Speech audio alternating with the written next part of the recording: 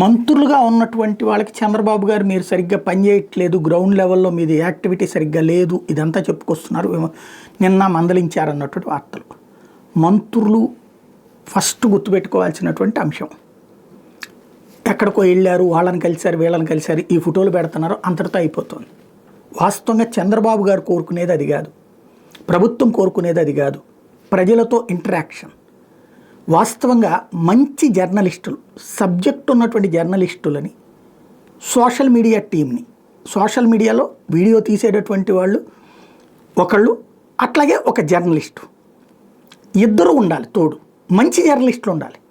ఎవరో ఒకళ్ళని పెట్టేసుకున్న మాకు తెలిసిన వాళ్ళు అనేటటువంటి రూట్లో కాదు. ఇక్కడ మంచోళ్ళని, అవసరమైతే ప్రభుత్వం 25,000 ఇస్తుంటే మీరు 25,000 ఇవ్వండి, పెట్టుకోండి. అప్పుడు మీరు వెళ్ళిన చోట ఇంకోటి వాళ్ళకి తగిన విలువ ఇవ్వండి. ఆ జర్నలిస్ట్ని మీతో పక్కన కూర్చోబెట్టుకోండి. అలాగే ఆ వీడియో తీసేటటువంటి అతన్ని మీ పక్కన కూర్చోబెట్టుకోండి.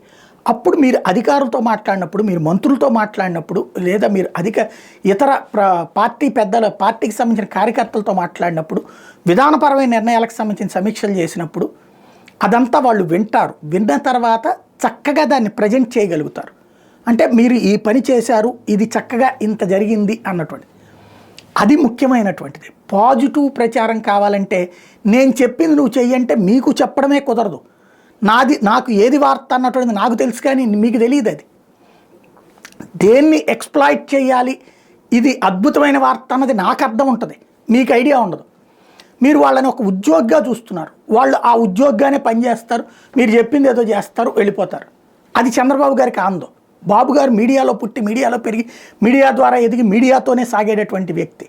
కాబట్టి మీడియా, సోషల్ మీడియాలో కరెక్ట్గా రావాలంటే ఆ సదరు సోషల్ మీడియా పర్సన్ మనం ఎవరినైతే పెట్టుకుంటున్నామో, అలాగే మన పిఆర్కి చూసుకుంటున్నటువంటి వ్యక్తులు ఎవరైతే ఉన్నారో వాళ్ళకి పూర్తి స్వేచ్ఛతో పాటుగా వాళ్ళకి తగినటువంటి ఆర్థిక అండగా ఇస్తే సక్రమంగా చేసుకోవచ్చు. ఫేస్బుక్ పేజీలు పెట్టుకోండి, ఇన్స్టా పేజీలు పెట్టుకోండి, ట్విట్టర్ పేజీలు పెట్టుకోండి. బాధ్యతాయుతంగా పాజిటివ్గా ప్రొజెక్ట్ చేసుకుంటూ అవి చంద్రబాబు గారిని ట్యాగ్ చేస్తూ సాగితే ప్రయోజనం. ఇది నేను జరుగుతున్న ప్రస్తుత పరిస్థితుల్ని అబ్జర్వ్ చేశాక ఏం జరుగుతుందో చంద్రబాబు గారు నేను మాట్లాడారన్నాక నాకు అర్థమైన అంశాన్ని హింట్ ఇస్తున్నా.